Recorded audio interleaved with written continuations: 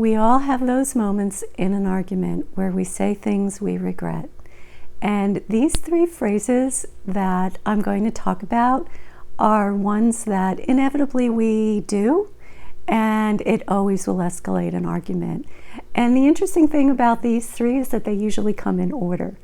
So the first one is actually in my title: you always or you never.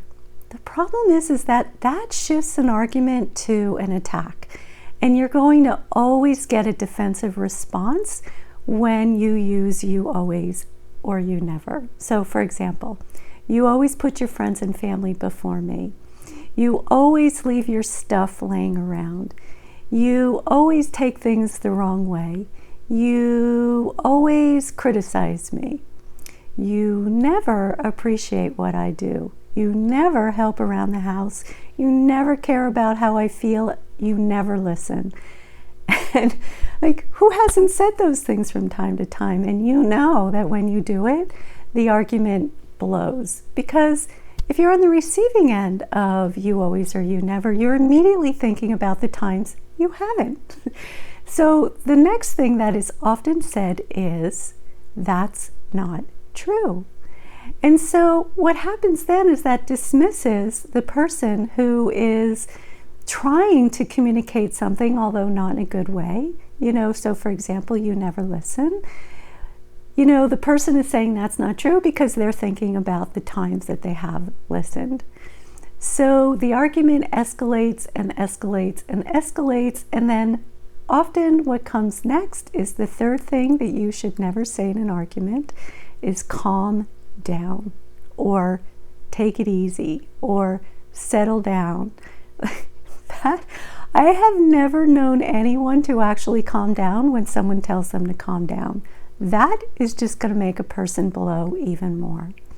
So what you can do instead, if someone says to you, you always or you never, you can actually just put it right out there and say, I feel so attacked when you say that to me, and it's hard for me to hear what you really want me to hear when you put it in you always or you never. And you can go on and further say, I really do want to understand what you mean when you feel like there are times when I don't listen, for example. That's not true. When I have couples who do that in a session, I ask them to lean into curious questions. And when they slip out of that's not true to help me understand what you mean when you say that, or, I'm really having a hard time following your perspective, and I have such a different perspective, so help me understand your perspective a little bit more.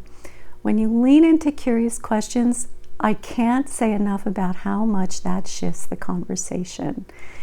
And the calm down statement, that one, maybe just put it right out there to say, I have never known anyone to calm down when that is said to them.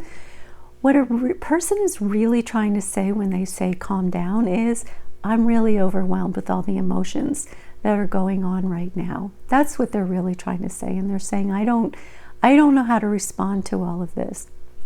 So if you can hear it from that perspective, perhaps you can respond in a way that, both of you don't escalate further.